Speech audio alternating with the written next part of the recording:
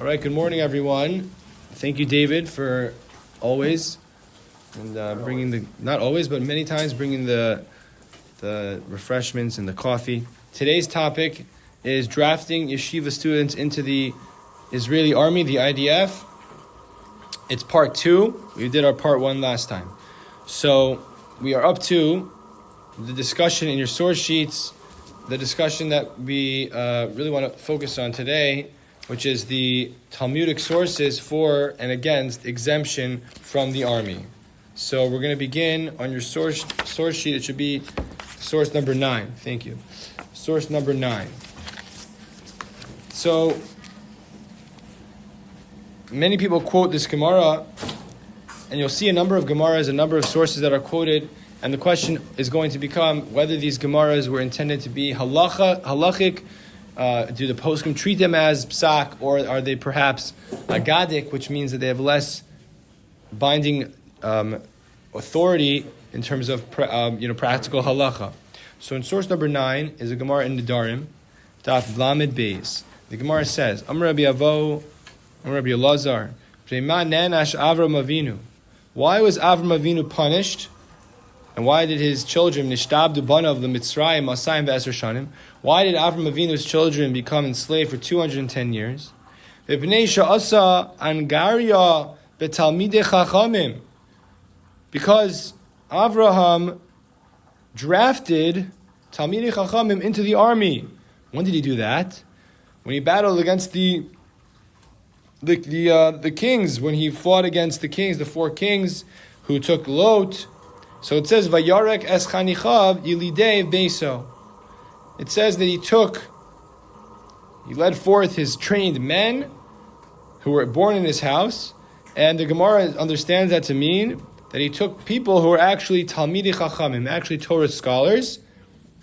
Some interpret this to mean that Eliezer was maybe Vayarek es chanichav, but the assumption is at this Gemara that he took a number of Torah students, Torah scholars, and drafted them into the army. So some quote this Gemara as a source that it is wrong to draft Talmidei Chachamim into the army. Now, first of all, as I mentioned, we have to determine whether this is this quoted in the poskim. Is this a psak or is this an agadata? Probably an agadata.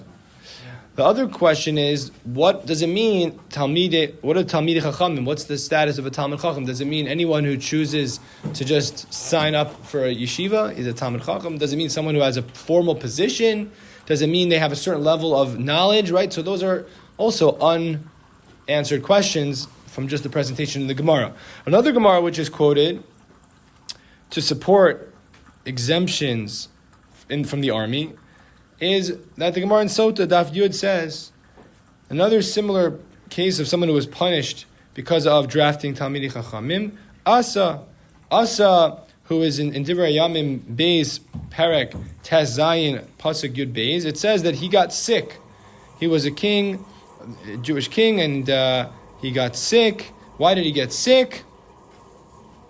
The Gemara says, Mipnei ma nenash asa, mipnei she'asa angaria b'talmidei chachamim. Because again, he drafted Torah scholars. Now, as I mentioned, is this quoted in the poskim? Not necessarily.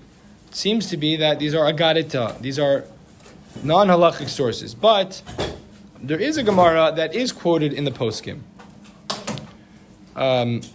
Or at least it seems to be that some deal with this Gemara in the halachic realm.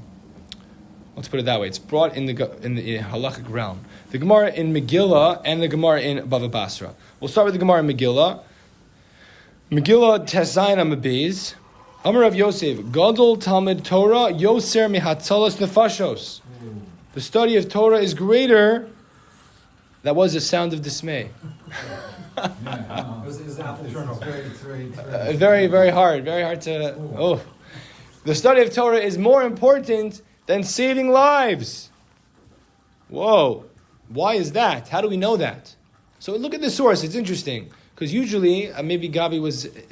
What he meant was like, we know Pikuach Nefesh is a value that even it puts aside Shabbos other things, except for the big three, right? Gili Arash, Shvichas Dam, and Avodah Zarah. We have the Gimel Chamuros, the three capital sins, or cardinal sins. But besides for those, we generally say you have to save people's lives. So what does this Gemara mean? So it's interesting. The Gemara quotes a proof for this. What's the proof? Very interesting.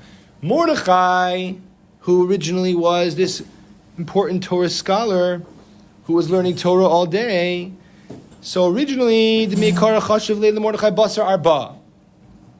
When listing the Jewish leaders who came to Eretz Yisrael, Mordechai is mentioned after 4 people.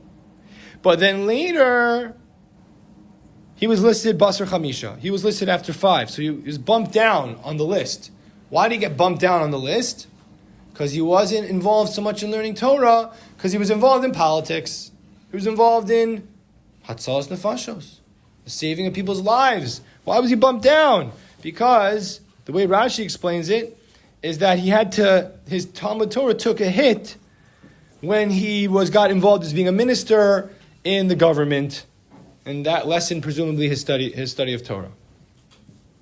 Now, it's interesting, the Shulchan Aruch, when it deals with somewhat of a related or parallel type of issue, which is taking money from certain institutions or certain, let's say you have a few pots, a communal pot for yeshivas, or you have a communal pot for, we'll talk about building walls, or paying off bad actors with bribes, or like paying off the government. So there's different communal pots. So the Shulchan Aruch, when it deals with do Talmidei Chachamim, do we have to take away money from that fund? Let's say we had a fund for helping Talmidei Chachamim because they weren't working, so we had to support them. So can we, let's say, take some of that money from that fund and divert it towards paying off some of the bad actors or corrupt governments with bribes? So the Shulchan Aruch in Yoredeya, Siman Reish Nun Aleph Sif Yudalid, it says there, Yechol Misharos Afilim Talmud Torah. We could divert the funds that were set aside for the study of Torah if we need to pay off the ruler for Hatzalas Nefashos. So in this article that I'm very much grateful to Rabbi Alfred Cohen for many of these sources, I have a whole list of the acknowledgements of all the materials and research materials. So you could, I'm not listing everybody who I used, but he points this out, that the Shulchan Aruch clearly is not learning that Gemara in Megillah literally, because he paskins halacha l'maisa that a person could take some of the funds from the Talmud Torah for people learning and divert those funds towards Hatzalas Nefashos. And this is based, the posting pointed out, this is based on a Tshuvas HaRash, and the Rosh, he seemingly is going against this Gemara. So how do we understand how the Rosh would understand this Gemara in Megillah? So, as I mentioned to you, you could say this Gemara is a very, it's trying to emphasize the importance of the Talmud Torah, but it's not meant to be taken as a psak. It's not meant to be taken literally as a halacha. It's meant to be taken literally as an agada or as a lesson. But if you have a lesson that's telling us it's so important, it's even more important than this, it may be like, I don't want to say that it's not a literal versus figurative, but it means it's a expressing a value. It's trying to show you it's really important. It's even more important than this. But doesn't mean that when it comes to concrete halachic principles like pikuach nefesh, docha, Shabbos, it doesn't mean it's more important than saving a life. No, we have certain halachic principles that would be, call it, overarching rules of pikuach nefesh. That's number one that Rabbi Alfred Cohen suggests. Others, they say that maybe it's talking about when it comes to an individual, but maybe if the entire community is threatened, then it's a totally different situation. Lots of different answers. I think the best answer is, again, that the poskim, the Shulchan Aruch and others, don't seem to bring this halacha l'maisa, and it's not really a factor when it comes to pikuach nefesh. Another Gemara that's brought as a support for exemptions from the draft is a Gemara in Bava Basra. I mentioned it before. the Gemara Bava Basra Zayin Amid Beis. Rabbi Yehuda, this is source number 14. Rabbi Yehuda Nesiya Ramadashur Adarabanan. Rabbi Yehuda Nesiya imposed the tax on the rabbis. What were they talking about there? As I mentioned, sometimes they have to put communal funds towards certain things. So they would have to put funds towards a wall, building a wall, protective wall. But Rabbi Amresh Lakesh, you shouldn't charge them a tax for building this wall, like a building fund. Why? Because Rabbanan lo tzrichin itirusa. Rabbis don't need protection. So if they don't need the protection, then presumably they shouldn't be charged as a tax for building this wall. Now,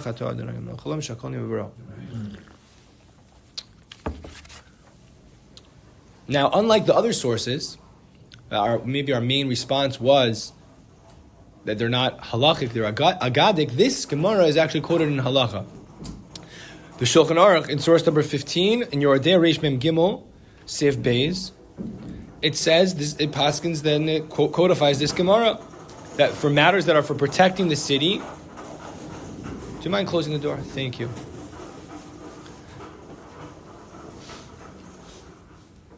They did not need to, the Talmidei Chacham did not need to contribute to the tax because Shetorasan Shmirasan, their Torah protects them.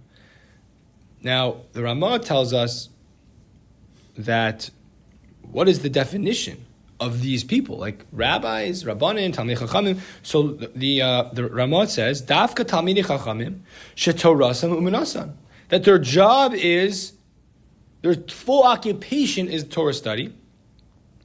Avol ein torasam u'minasam chayavim. But if it's not that their main occupation is Torah study, then they are obligated. So number one, you just have to, we have to take this down a notch. Like we're talking about people who are 100% dedicated to study of Torah.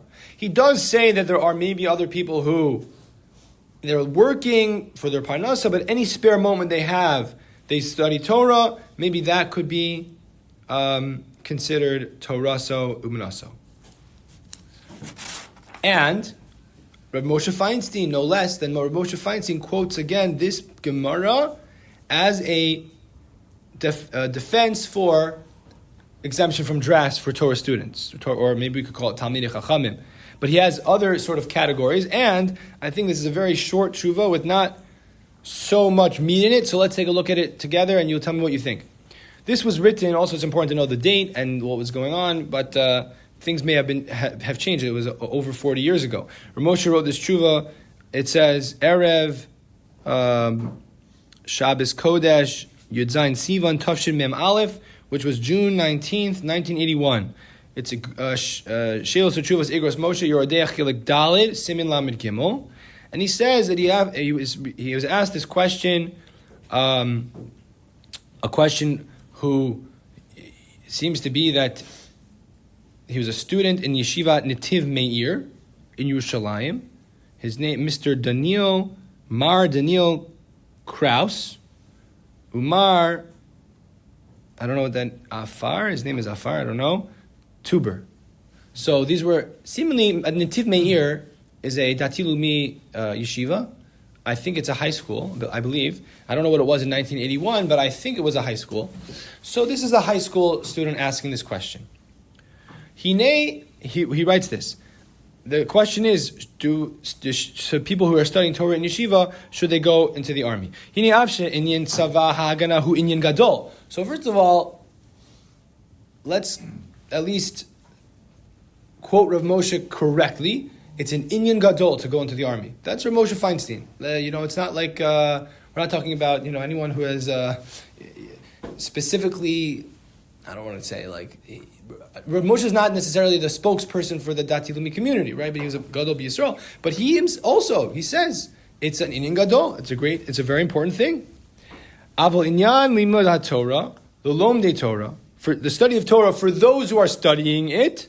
So it sounds like he's already dealing with a pre-existing situation, which that's kind of how I'm reading this tshuva. You can tell me what you think. The people who are studying Torah already, their study of Torah, od yoter gadol gam melahagin al hamidina. It's even more important for the protection of the state. And then he quotes this Gemara that we mentioned, Bava Basra, that the Talmidei Chachamim don't need protection because they are studying Torah. Now, look at this line.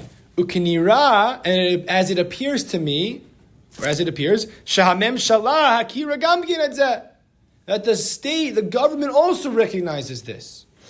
So almost I feel like Rav Moshe's, again, I'm not sure what the situation was exactly in 1981, but I guess he's kind of like, I don't want to say specifically he's not giving an opinion. He is quoting this Gemara La Halacha, but he is sort of saying status quo is important. Like, you're studying Torah, that's a good thing.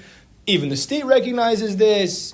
You know, it doesn't sound like he's trying to push a specific plan here. He's just saying, you're studying Torah, keep learning, it's also important.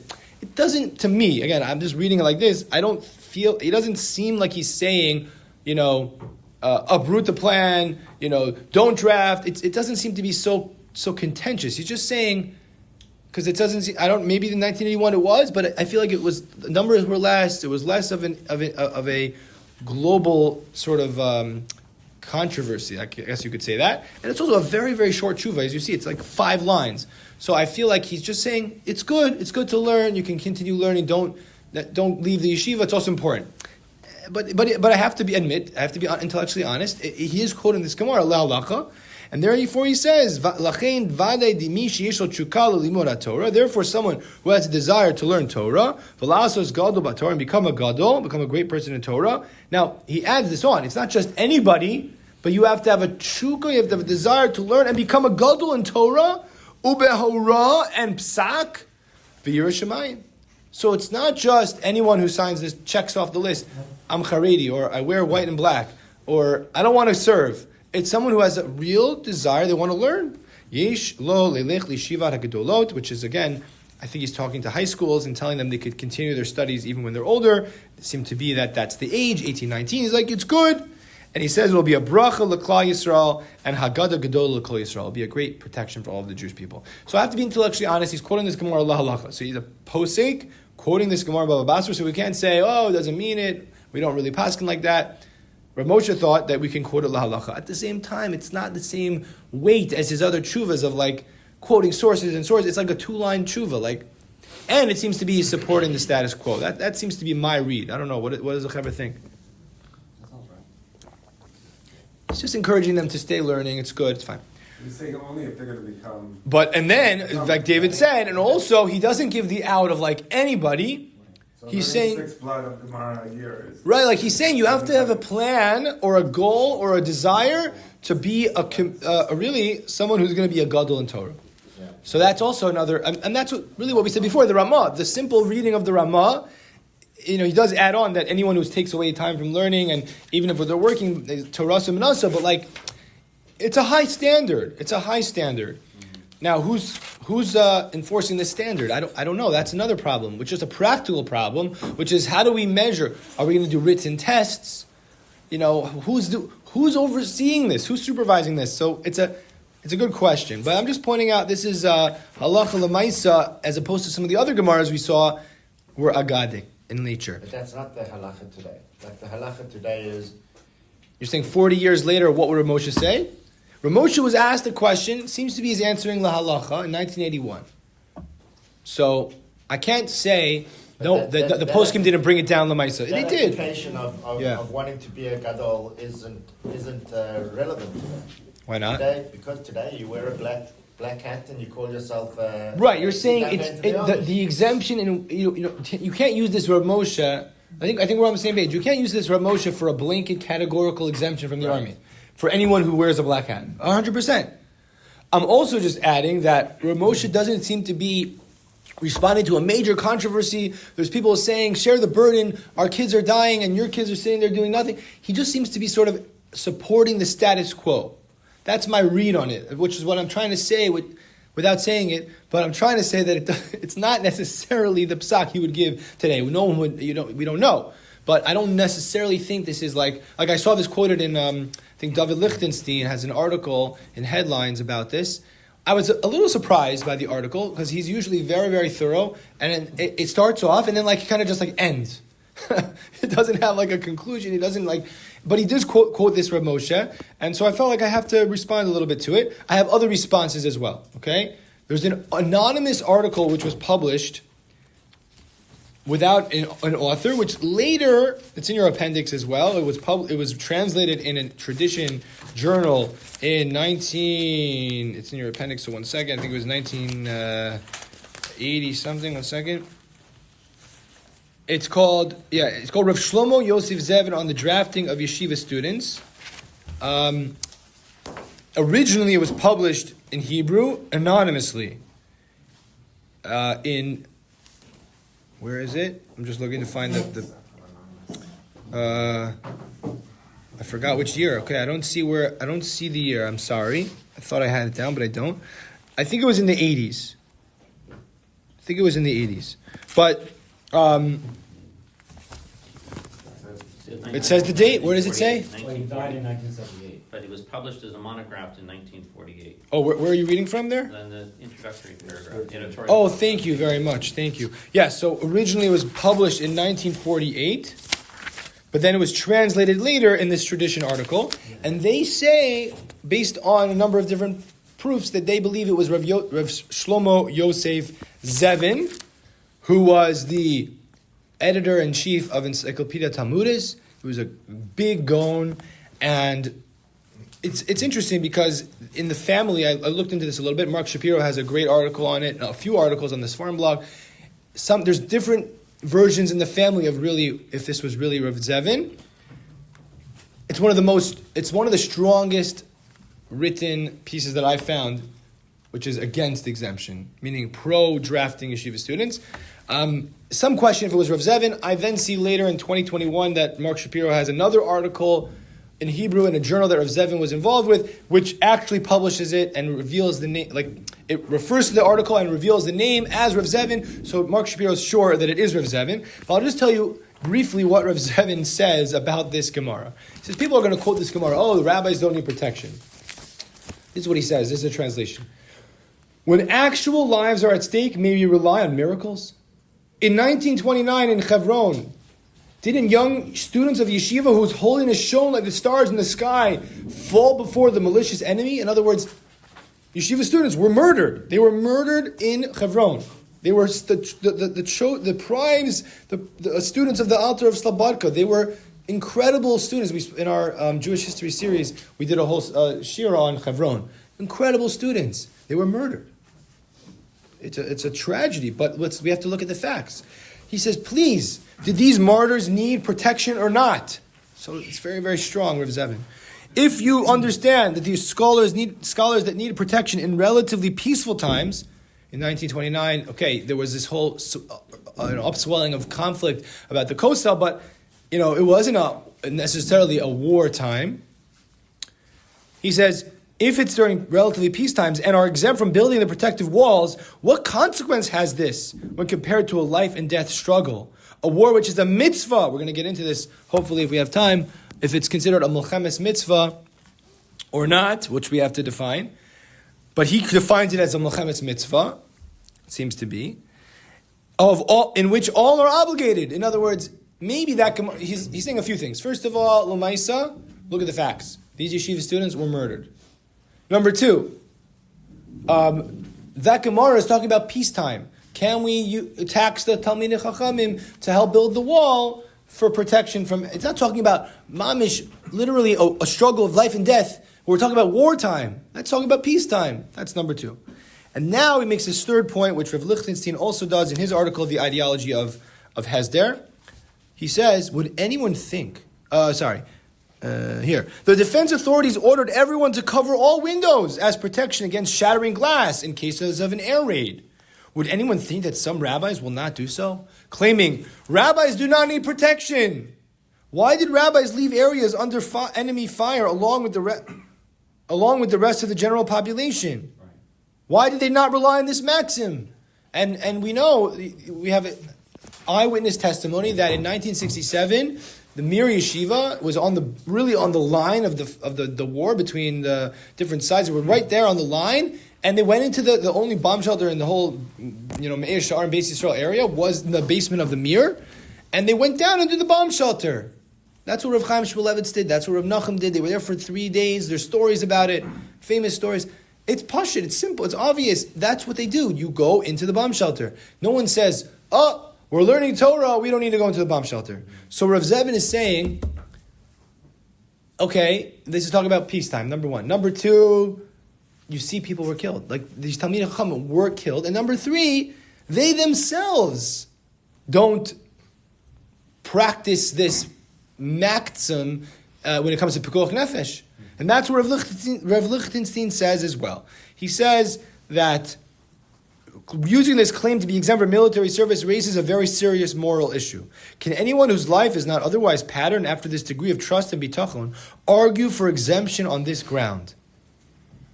Right? In other words, you have to be consistent. If you really believe that Talmidei Chacham don't need protection, okay, so then when there's a siren going off, you keep learning. Now, it could be there are people who do that. I don't know. But the assumption of most normal people is that they don't do that. But yet you're saying you don't need to contribute to the army because we don't need protection. It's not consistent. To the point, Rav Meir Tversky, and I mentioned this before in his talk that inspired me to give this shir. Rav Meir Tversky is the grandson of Rav Yosef Dov Soloveitchik and a Rosh Yeshiva in Yeshiva University and a big Talmud Chacham. He says the concept of Torah is Megan, the Torah protects, is not meant to be a halachic principle to support categorical draft exemption. It was never meant to be that. It could mean it's a beautiful thing. It adds, we need Talmidei Chacham, we need people learning, but it was never intended to be an exemption, categorical exemption. Okay, let's talk about Milchemes Mitzvah, because Milchemes Mitzvah is one of the main, I think, contentious issues that many supporting draft for yeshiva students will say, oh, it's a Milchemes Mitzvah, you need to draft, and many will say, no, it's not. So what are the different views of Milchemes Mitzvah? So we did a little bit of this before, it's mentioned in the Mishnayos and Sota, but basically the Psukim say, you have it on your source sheet number 17, that there's a lot of people who are exempt from army service. If they built a new house, they recently got married, a lot of people, they are patur, they go home, they don't have to serve. However, when it comes to a Milchemes Mitzvah, everyone's obligated. Even a chassan who just got married is obligated on Milchemes Mitzvah. So what is the definition of a Milchemes Mitzvah? Isn't every protection of Jews, isn't that a mitzvah? So the Gemara in Sota fleshes this out a little bit, but as you'll see, it's still going to be a gray area. Amar Rava, this is source number 18, Sota Memdal and Beis, Melchamos Yeshua L'chabesh, Divrei Kol Chova. When it comes to the conquering of the land of Israel, that Yehoshua waged these wars, everyone agrees that is a obligatory war, and everyone would have to join. Melchamos Beis David L'Ravacha. However, contrast Yehoshua with David, King David's reign and he did wars for territorial expansion. Divrei Kol Rishus. Everyone believes that's considered a elective war. An elective war would not require everyone to join. There would be certainly people who would have to fight, but there would be considerable exemptions. Ki pligi, when did they disagree? When did the poskim disagree? The ma'ote nachrim the lo laisi alayhu. To reduce the Gentiles so they will not come and wage war on us. The way we would maybe refer to that as a defensive war. A defensive war is a machlokes. Some say it's mitzvah, some say it's rishos. Nafkamina, what's the difference? L'oseg b'mitzvah shapatim in a mitzvah. If someone's involved in a mitzvah already, they wouldn't have to join if it's a Milchemes rishos. If Milchemes mitzvah, they would still have to join, stop what they're doing, and join the Milchemes mitzvah. So you see, even in the Gemara, it's not clear. Are protective wars, defensive wars, considered a Milchemes mitzvah? Now, we have a Rashi in Sanhedrin, Daf Beis. Rashi says, Kol Milchama Kari Rishus. Every war is considered elective, Levam Milchamos Yoshua, besides for Yoshua. So in Rashi's view, everything's a Milchemes Rishus, which would mean nothing is considered today Milchemes Mitzvah. But the Rambam says, in Hilchos Melachim Parakei Halacha Aleph, the Rambam seems to include, he says, Milchemes Sheva Amimim, Milchemes Amalek, fighting against the 7 nations of the land of Israel to conquer it, and wiping out Amalek, and the Ezras Yisrael Miyad Sar Sheba Alehem, a war fought to assist Israel from its enemies that attacked them, Milchemes Mitzvah. Go both ways. If you involve Milchemes Mitzvah, then you're part of from Talmud Torah. Correct, exactly. Not only that, whoever would be patur in general would have to draft a chassan who just got married, or someone who built a new house. All these people are obligated in a Milchemes Mitzvah. But it's not clear. Is regular army service considered a Milchamas mitzvah? It seems like from the language of the Rambam, people point this out, that it says that tsar sheba aleihem, that the enemy attacked them. So maybe that's only literally during wartime that we're responding. What about preemptive strike? What about regular army service? Jordan asked last week. Not 100% clear. Some want to argue based on this Rambam, he's including the modern day wars, because he's saying not only the conquering of the land, but also defending the land. So they want to say that defensive wars and army service in general is all part of the operation to protect the land of Israel. But others say no. And there's another problem with the Rambam. I'll take your question in a second. There's another Rambam. The Rambam in Sefer HaMitzvos in his Hakdama in source number 21, the Rambam says there's no such thing as a Milchamas mitzvah without the Beis HaMikdash. So there seems to be a stira potentially in the Rambam, because in one place he includes seemingly any war when you're defending the land of Israel, defending the people. But then the Rambam in Sefer HaMitzvah says you're only chayiv if you have a Beis HaMikdash to have a Milchamas mitzvah or Milchamas Rishus. So what do you do with that? Josh, you wanted to ask something? Yeah, I had a quick question about the phrasing of the Gemara and Sota. Sure. It says, "Nafkamina lo osek mi mitzvah shepater min mitzvah." Yeah. So in this case, the pater min mitzvah would be Milchamas Rishus, right? No. Yes. I guess. Yeah. Which is just a little odd to me, because Yeah. it's still a mitzvah. It's just not an overriding mitzvah. Sure. In the sense that It would have the same status as the normative halacha. It would be like whatever you would say, and that's what many also point out. I should have mentioned this. Thank you, Josh, for reminding me. Some point out that if you're able to be Mekayim Shneim, what if you can do both? You can contribute to the war effort and continue to do whatever mitzvah you're doing, if this mitzvah is Talmud Torah. So it's not 100% clear. I agree with you. It's not, I'm just trying to say that it's a gray area what's considered Milchamas Rishos or Milchamas Mitzvah, but I guess it should be noted, as Josh is pointing out, that there is a whole halachic concept of Oseg b'mitzvah, Pater min mitzvah. It's not just like, well, I'm wearing tefillin now, so I don't have to do anything. Like you could wear tefillin, and then you could also do other things, like you could be Makayim Shneim. But Milchamas Rishus is also a mitzvah. But it's just not. Yeah. It's just not one Seems to be. that's It's gonna- not the one that has to be overriding. Right. It's a good point. Another consideration is you can't just create a soldier overnight. Yes. It takes at least 9 months of intensive training for any particular Right. combat role. So you never know when that next war is going to Right. be, but you're preparing. You definitely need an army, right? You definitely need an army. The question would be, does it have the status that anyone has to be drafted? Any citizen, anyone doing anything? If it has a status of Milchamas Mitzvah, you have a lot greater argument in the halachic realm to say that everyone has to be drafted. But we're not necessarily saying that you wouldn't need to have an army for Milchamas Rishus. That's what Josh is saying. Like, you would have to have an army. The question is, does everyone have to contribute to the army? So you're distinguishing between the standing army and Yes. those who are on That would be one way to distinguish. Miluim, right? Those who are You're right. reservists. That is another point, right? Reservists, right? And normally, as we saw in the last 2 years, normally, Miluim is 30 days. Usually it's not hundreds once of a year, days, depending right? on when, right? And it's become 400 or 500 days. Right. Yeah. It's a very good for point. Logistical reasons.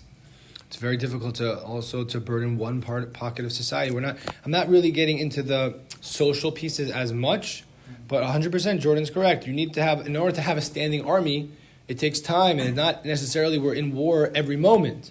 So I think assuming that we have a standing army, the question would be, what about wartime? Is that considered Milchamas Mitzvah, which would mean everyone should drop what they're doing and contribute, even people who are not in the standing army? There's a very interesting source I would just bring up briefly. Rav Soloveitchik in Kol Dodido Fake quotes his father, Rav Moshe Soloveitchik. So that's Rav Chaim Soloveitchik's son, and Rav Yosef Dov Soloveitchik was the Rosh Yeshiva at Yeshiva University. He's quoting his father. His father says, and this is often thrown around, I'm not sure if he meant this halacha l'maisa, but he quotes his father as saying, any enemy, any other nation which is ready to stand to destroy the Jewish people, this is in source number 22, is considered Amalek. Wow. That's a big statement, because that would mean you have an obligation to kill them. But if you say that, and I don't know if he meant to halacha l'maisa, but I saw this is quoted in some of the poskim. If you say that, then any enemy of the Jewish people, if you're fighting against them, is considered a Molech. And if that's the case, then you also have Milchamas Mitzvah, regardless of the Beis HaMikdash. Okay? So if you want to bottom line it, we have different views in the poskim.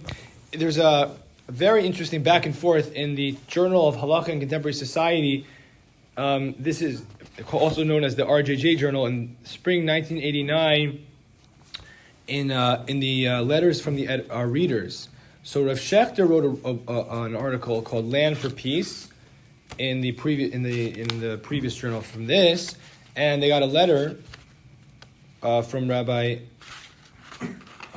Avraham Gurewitz, a Rosh Yeshiva in Israel in Yeshivas Ner Moshe, and he writes in this is discussion. He says, in your Sukkah's 570-49 issue, you publish an article on the Land for Peace question written by Rabbi Herschel Schechter. Allow me to take issue with both the general and specific assumptions made in that article, for the question at hand can have dire consequences for the klal and for the prat, for the group and for the individual. And he goes on to say that he quotes a number of different things that Rav Schechter said. It takes issue with a lot of things that Rav Schechter says in this article. But the main major thing he says here is very strong. The author also relies on a statement from Yerushalmi that the third Beis HaMikdash will be built prior to the renewal of the Davidic monarchy. And he adduces that it is merely necessary that a Jewish government exists at the time that the temple rebuilding is undertaken. I fail to see how one may simply rely on a Talmudic statement to prove a halachic point, when that such statement is not brought or accepted by Rishonim or Poskim. I do not wish to burden you with further particulars. He quotes a lot of different sources. However, let me express my surprise that the publication, which is called the Journal of Halacha, would print an article based on assumptions rather than halachic precedent and sources. I also find it odd that a halachic composition should be built on sources which could definitely be categorized as Jewish or Agadah. I had always understood that Torah learning and halacha are not merely a scientific exercise in the establishment of facts and formulations, but rather that a major component of this process must include logic and understanding. I therefore cannot logically accept the premise presented in the conclusion of the article that we are to view the establishment of the modern state of Israel as comparable to the rebuilding of sorts of the Beis HaMikdash, or the equivalent of kingship in Israel.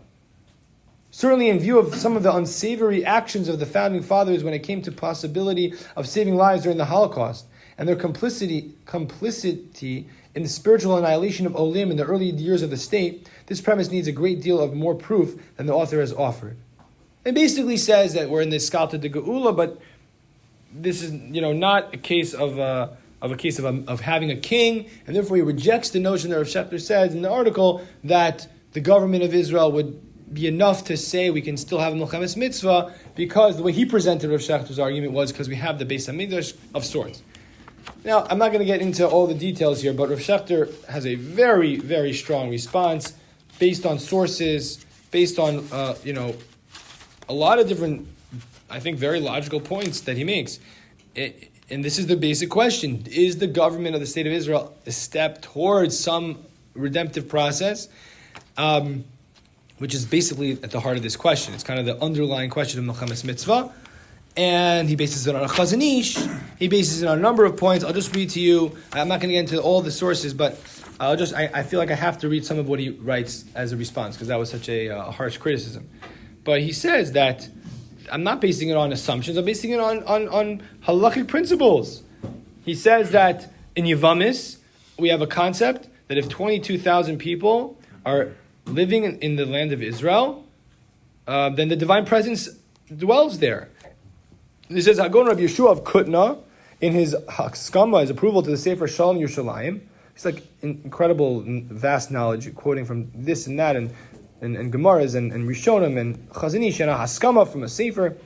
He writes that when the new Aliyah in the 19th century brought the population of the Jews to 22,000, it was a historic milestone which presented the start of the redemption.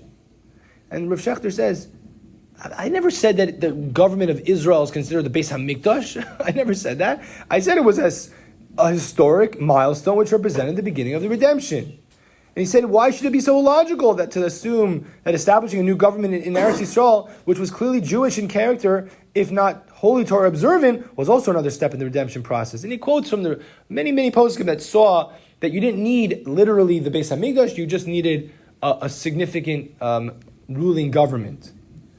And he says that, I'm not going to repeat all the sources in my article, but I base my assumptions purely on halachic sources as I understand them. I do not consider the issue of building the Beis Hamikdash to be a matter of drush or agada. This is a real halachic significance, and he says he doesn't know why. He writes, even if the motivations of the actions of our founding fathers of the modern state of Israel were perhaps evil, nothing is illogical in assuming that Hashem alone is the true pola gevuros, that it's Hashem controlling history. And he says, I don't know what does it have to do with anything if they were anti-religious. It has nothing to do with facts. It has nothing to do with history. The question is if this is truly a Milchemes mitzvah or not. It doesn't have. What does their personal religious observance have anything to do with it? So you see that there's, I would say, a hashkafic divide in the poskim, how they look at the state of Israel. Can we say that there's a Milchemes mitzvah or not? I'll just close with a number of final thoughts, and then I'll show you some interesting, I guess, an article that I happened upon of recent.